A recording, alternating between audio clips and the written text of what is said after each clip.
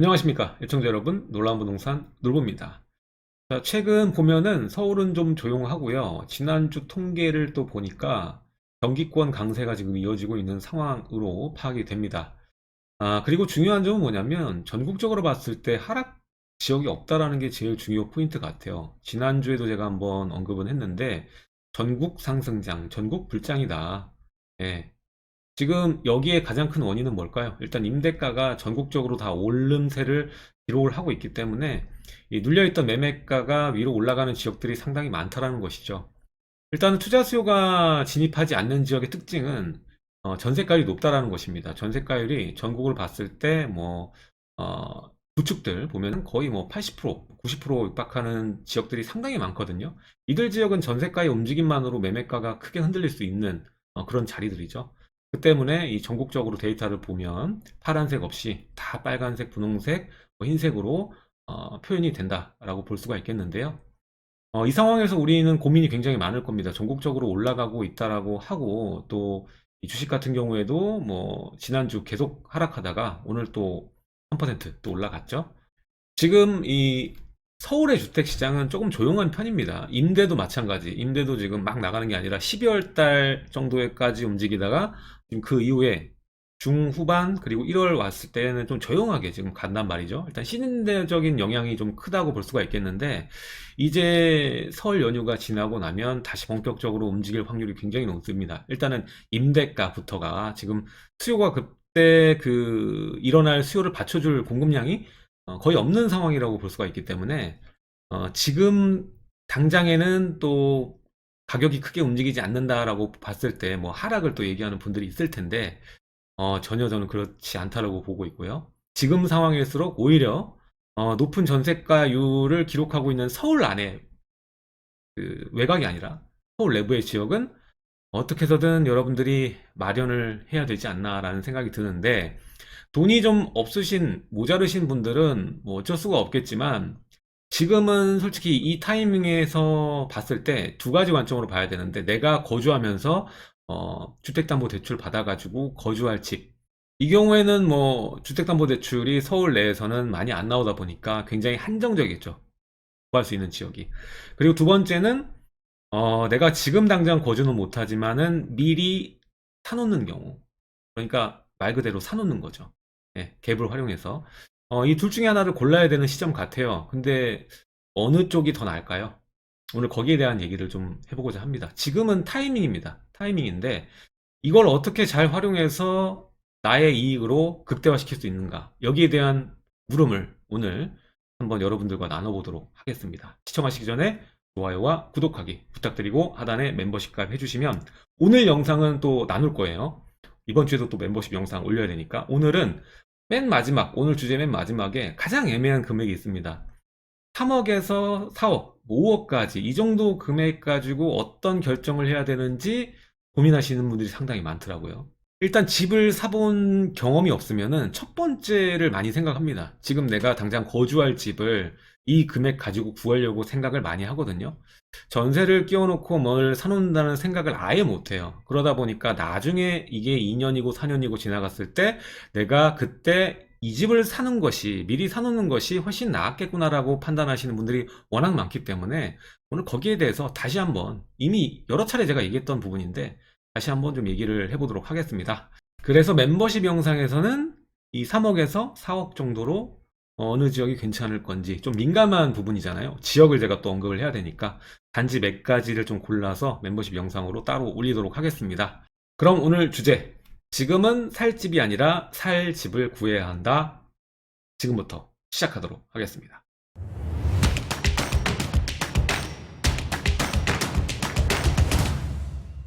자, 먼저 전국적으로 하락이 없습니다. 지금 금주 하락률 상위 보면은 0이죠? 없습니다. 전주에 전주. 그리고 전년 말 대비로 하락률 상위를 봐도 이거는 하락이라고 볼 수가 없죠. 예, 이렇게 돼 있는 상황입니다. 그러면 어디가 올랐을까 한번 볼까요? 보게 되면은 여기 과천이 1위고요. 과천 같은 경우에 그 임대가가 뭐 10 몇 주 연속으로 눌려 있었죠. 그러다가 이것이 좀 소진이 되면서 매매가가 늘려있던 게 좀 올라온 거라고 보시면 되겠고요. 여전히 경기권이 강세다. 보면은 뭐 과천, 그리고 고양, 하남, 성남, 네, 그리고 일산, 동두천, 용인 다 이렇게 돼 있고요. 나머지 지역들도 좀 올라가고 있습니다. 기장군하고 유성구 그리고 성남 중원구 예 이렇게 올라가고 있다라고 보시면 되는데 거의 다 경기권이다라고 보시면 되겠습니다. 그리고 전년말 대비해서 상승률 보면은 뭐 덕양, 고양 쪽이 눌려 있었던 지역이죠. 구축 비율이 워낙 높은 지역이기도 하고요.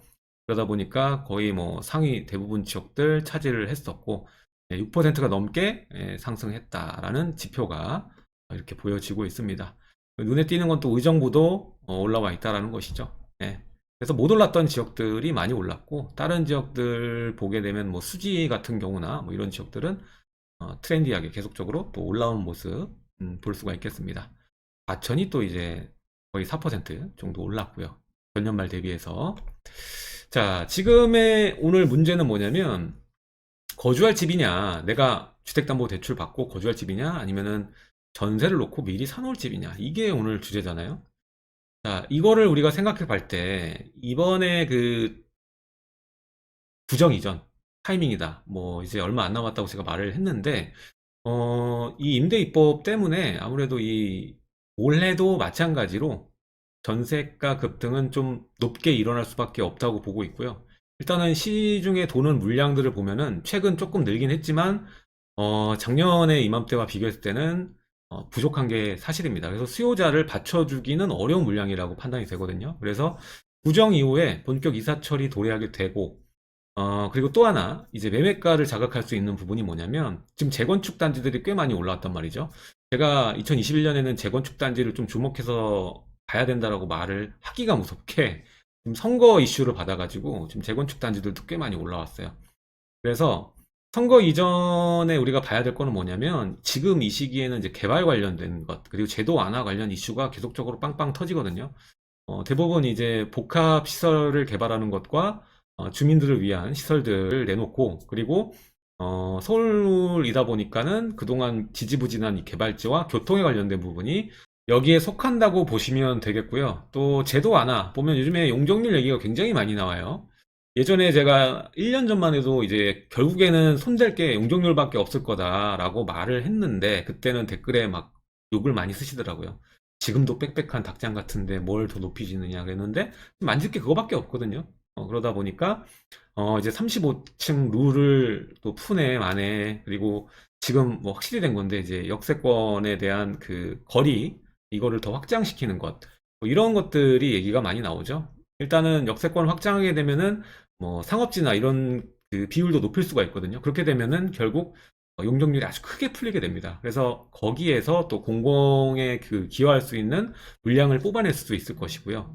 또 표심을 올리는 데에는 이런 개발 호재와 제도 완화만 한 게 또 없거든요. 그래서 이게 이슈가 될 거기 때문에 결국에 또 매매가를 자극할 만한 요인이다라고 볼 수가 있습니다.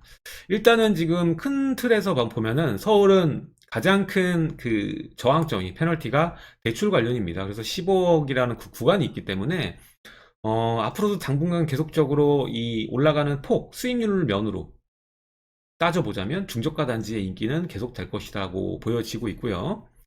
그리고 우리가 지금 이 상황에서 주목해 봐야 될 게 뭐냐면 재건축은 이미 지금 많이 용적률 부분이 완화 움직임을 보이면서 가격대가 좀 올라왔고요. 지금은 이제 서울권의 재개발 관련해서 아직까지 프리미엄이 낮은 지역들이 있습니다. 예, 이런 지역들을 눈여겨봐서 들어가야 된다. 만약에 투자금이 많다면, 투자금이 많으시다면, 프리미엄이 서울 내 중심지에 있는데도 한 2, 3억이면 되는 지역도 있어요. 물건 값이 비싼 거죠. 그러니까 평가 금액이 높은 거지. 예, 이런 거 같은 경우는 저피로도 충분히 살 수 있거든요. 그래서 이런 지역들은 눈여겨보면은 이번에 또 섹타에 한번 여러분들이 수익률을 만들어낼 수 있지 않을까라는 생각이 들고 중요한 점은 뭐냐면 거주하려고 보면은 어차피 내 자본이 그 많이 들어가고 대출 퍼센테이지가 작기 때문에 지금 단순 계산해 보세요.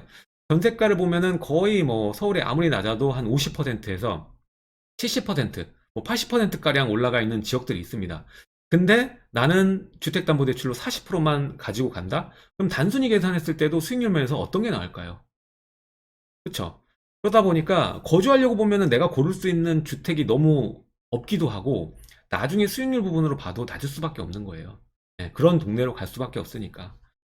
자, 근데 반대로 이 갭을 똑같은 돈을 가지고 이 70% 그리고 80% 해당하는 지역의 갭을 통해서 보유로 잡게 되면 그냥 목적이 거주가 아니라 보유로만 잡게 되면은 내가 고를 수 있는 단지가 굉장히 많이 늘어납니다. 폭이 넓어진다. 그리고 이렇게 되면은 거주는 그럼 어떡하나요? 라고 생각하실 수 있을 텐데 이거는 사실 여러분 선택이죠. 월세로 거주하거나 아니면은 종목이 아파트가 아니면 전세자금 대출도 나오니까 이런 부분에 있어서 여러분들이 잘 전략을 마련한다면 어, 수익을 봤을 때, 수익률을 봤을 때 훨씬 나은 선택을 할 수 있다는 것이고 지금 상황이 어떻게 보면은 폭풍의 눈 그 안에 있다고 보시면 될 것 같습니다. 이제 구정이 지나게 되고 본격 이사철이 도래하면 또 이제 판이 새로 짜여지거든요. 그 전에 여러분들이 뭔가 진입을 해야 새로 짜여지기 전에 판의 수익률을 먹게 되는 건데 이걸 또 미루다 보면은 또 새로운 판에 적응을 하셔야 되거든요. 그래서 이 타이밍이 중요하다. 내가 중까지만 써놨는데 중요하다라는 얘기를 좀 하고 싶은 겁니다. 근데 그래도 나는 거주할 집을 원한다. 왜냐면 처음 할 때는 때려 죽여도 전세 갭 투자를 생각 못 하시는 분들이 있고 좀 원하지 않으세요. 보통. 예. 뭐 저라도 그럴 것 같습니다. 처음 하는 건데 내가 거주를 하고 싶다라는 생각을 할 것 같은데 거주를 원한다면 뭐 수익률을 맞춰서 서울이 아닌 이런 단지에 가면은 뭐 대출 비율이 더 높잖아요. 10% 높고 뭐 일부 금액대의 경우에는 더 이상도 대출을 받을 수가 있으니까 그런 단지를 매수한다거나 마찬가지로 일단은 중저가 단지 매수로 진입을 잡을 수밖에 없겠죠. 예. 그렇게 되면은 아직은 서울에 저가 단지가 많이 남아 있기도 하니까 이번에 전세가가 또 한 번 움직였을 때 거의 뭐 떨어질 확률보다는 오를 확률이 거의 높죠. 그러다 보니까 중저가 단지를 매수하게 되면 좀 안정적인 면이 강하다. 좀 이렇게 얘기를 드리고 싶어요. 수익률보다는 안정적인 걸 원한다면 뭐 거주와 동시에 안정적인 수익률을 구가할 수 있다는 것이죠. 그래서 이런 지역들을 얘기를 하자면 일단은 뭐 멤버십에 자세히 얘기를 할 테지만 외곽 지역을 보시면 될 것 같아요. 서울의 외곽 지역. 그래서 서북권, 그리고 동북권, 서남권, 그리고 동남권은 없죠. 동남권은 다 비싼 동네니까. 그래서 서북, 동북, 서남 요 지역을 중심으로 보시게 되면은 안정적인 상승이 가능한 지역들이 있습니다. 거기에서 또 여러분들이 또 교집합으로 조건을 고르자면 역세권 쪽으로 진입하는 방향을 잡으시는 것이 좀 더 안정적인 방향과 또 거주 만족도를 올릴 수 있는 그러한 방향일 것이다. 정도로 정리를 좀 해드릴 수 있겠네요. 근데 이 수익률을 우선으로 한다면 얘기가 좀 다르겠죠. 예, 그러면 여러 가지 또 선택을 할 수 있습니다.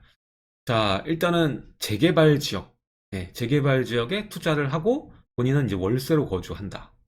재개발 투자를 하게 되면 이제 뭐 사업식 인가 관리처분 이전 단계를 보고 얘기를 드리는 거겠죠. 그렇게 되면은 물건에 따라 다르겠지만 관리처분 떨어지게 되면 또 여기서 이주비나 이런 것들이 나올 수가 있기 때문에 어, 또 투자금이 좀 작아질 수 있거든요. 그러니까 그런 단계를 잘 노리셔서 투자하는 방법이 있겠고 이런 경우에는 또 월세로 거주하면서 갈 수가 있고요. 그리고 이 서울권의 동북 라인, 여기를 보면은 이제 재개발 쪽에서는 프리미엄이 아직 낮은 편입니다. 낮은 편이기 때문에 이들 지역 보면은 뭐 이미 아는 지역들, 뭐 이문, 장위, 뭐 그리고 성북 쪽 라인, 뭐 이런 지역들 말하는 거예요. 이런 지역들은 피가 아직 낮은 편이기 때문에 이런 지역들 들어가도 괜찮을 것 같고 또 수도권 같은 경우에는 뭐 다들 알고 있는 지역, 뭐 광명 그리고 하단의 수원, 그리고 인천. 뭐 수원하고 인천 같은 경우는 좀 낮죠. 낮긴 하지만 어, 투- 만약에 자본이 많지 않다면 이들 지역을 노리더라도 자본이 좀 있으시면 구태여 여기 들어갈 필요는 없어 보여요. 그렇기 때문에 광명이나 서울 쪽으로 안쪽으로 들어오는 것이 또 좋은 전략 같다 이렇게 말씀을 드리고 싶고요. 그리고 이제 금액이 어느 정도 있는 분, 뭐 애매한 금액대가 아니라 뭐 6, 7, 8억 이렇게 넘어가시는 분들 있잖아요. 그런 분들은 어, 강남권이나 이 마포, 용산의 이 1급지 중심지에다가 완전 신축은 갭이 좀 벌어져 있으니까 좀 아슬할 수 있고 준신축 정도면 무조건 들어갈 수 있어요. 그래서 준신축 정도로 해서 갭 매수를 하는 것이 수익률 면에서 좀 더 나을 수 있지 않나라는 생각이 들고 그리고 아예 돈이 없으신 분들, 아예 뭐 애매한 금액도 아니고 뭐 1억밖에 안 되는 경우에는 이 공공재개발 쪽이나 아니면 수도권의 전세가율이 높은 뭐 80% 이상인 지역들의 갭 투자를 하는 것이 좀 나을 수 있다. 이것도 멤버십 영상에 제가 5천만 원 정도로 움직일 수 있는 그런 아파트 몇 군데 해서 멤버십 영상에 올린 적이 있죠. 이번에는 이 3억에서 한 4억 정도로 한번 언급을 해보도록 하겠습니다. 자, 그래서 소액의 경우엔 이렇게, 그리고 어느 정도 금액이 있으면 이렇게, 그리고 금액이 더 많거나 그러시면은 뭐 재개발 투자나 아니면은 뭐 이런 쪽 수도권 재개발 이 정도로 해서 선택하면 수익률이 괜찮을 것 같은 종목이다. 예, 이렇게 얘기를 좀 드릴 수가 있겠습니다. 자, 그래서 오늘의 좀 중요한 점은 뭐냐, 이제 저자본과 고자본에 대해서 좀 얘기를 드렸는데 이 애매한 금액대를 가지고 질문하시는 분이 압도적으로 많은 것 같아요. 예. 제가 봐도 좀 고민이 될 것 같습니다. 그래서 거주를 하자니까 너무 그렇고, 또 이거를 투자를 하려니까 또 맞지 않고, 뭐 이러한 갈대가 좀 없는, 이 확실한 것이 아니죠. 자본이 조금 아예 확실한데 그것도 아니라는 거죠. 그래서 애매한 3억에서 한 5억 정도 투자 어디가 좋을까를 생각했을 때 지금 그 지역들마다 너무 갭이 벌어져 있고, 엉뚱하게 이거 원래 가치 이 정도밖에 안 되는데 더 올라가서 갭이 벌어져 있고, 이 동네가 더 좋은데 갭이 오히려 적고, 뭐 이런 동네들이 있거든요. 그래서 저는 이런 동네는 피하고 이런 동네를 가야 되니까 거기에 맞춰서 여기는 좀 괜찮지 않나 싶은 데를 얘기를 드리는 거예요. 그래서 조건을 보면 일단은 첫 번째, 전세가 상승이 강할 위치를 선정을 하셔야 됩니다. 일단은 이 첫 번째 원칙을 지킬 수 있는 것이 이 직주 접근이 좀 될 수 있는 근접한 지역이 돼야겠죠. 예, 그런 지역들. 그리고 두 번째, 일단은 인프라가 좋아야 된다는 거예요. 역세권과 공유 인프라. 공유 인프라라 하면 뭐 백화점 같은, 예, 이런 경우나 학군 같은 경우, 다른 지역에서도 올 수 있는, 예, 그런 지역을 말하는 거고요. 그리고 이번에 이슈가 계속 터질 텐데, 개발과 관련돼서 개발 인접 후강 입지, 일단은 개발이라고 하면 뭐 뉴타운이 될 수도 있고요. 그리고 교통 호재가 될 수 있고, 뭐 복합 그 개발 지을 수도 있습니다. 이런 이 개발이 있는 이 인접지 정도만 돼도 후강을 받을 수가 있거든요. 아파트 값이 중심부를 통해서 계속적으로 퍼져나가기 때문에. 그리고 이게 있으면 더 좋은데, 차후에 신규 아파트 개발이 남아있는 위치, 내가 여기 들어가도 그 근처에 또 아파트 개발이 돼서 올라가거나 재건축이 돼서 가격대가 한 번 더 바뀔 수 있는 그런 자리면은 굉장히 우수합니다. 그래서 이런 자리에 대해서 한번 얘기를 해볼까 합니다. 이 정도만 말해도 이미 알고 계신 분들도 많을 것 같아요. 그래서 오늘은 지금 당장 이 금액으로 거주할 집을 고르면 이 정도밖에 안 되는데, 이거를 다른 방법으로 생각했을 때 투자를 하면서 나는 단기간 뭐 월세로 사면서 보유의 개념을 잡고 수익의 개념을 잡으면 훨씬 더 나은 선택을 할 수 있다라는 것을 여러분들께 알려드리기 위해서, 지금은 이제 비시즌이죠. 아직 서울이 조용한데, 12월 이후 조용한데 구정 이후에 본격적인 인사철을 맞게 되면 또 한 번 움직임이 예상이 되니까, 오늘 중요한 메시지를 드리기 위해서 지금 살 집, 거주할 집과 보유할 집, 여기에 대한 여러분들의 그 선택에 좀 조언을 드리고자 영상 컨텐츠를 준비했습니다. 자, 멤버십 영상에서는요, 이 애매한 3억에서 5억까지는 아니고 뭐 4억 정도까지로 진입할 만한 이 조건을 맞춘 지역은 또 어디가 있을까를 한번 살펴보는 시간을 갖도록 하고요. 다음 시간에도 여러분들께 이러한 중요한 메시지나 정보들, 뉴스들 계속 풀어서 빠른 시간에 전달을 해드리도록 하겠습니다. 자, 지금까지 시청해주셔서 감사드리고요. 하단에 좋아요와 구독하기, 그리고 멤버십 가입해주시면 여러가지 강의들 함께 시청이 가능하십니다. 지금까지 놀란부동산 놀부였습니다. 감사합니다.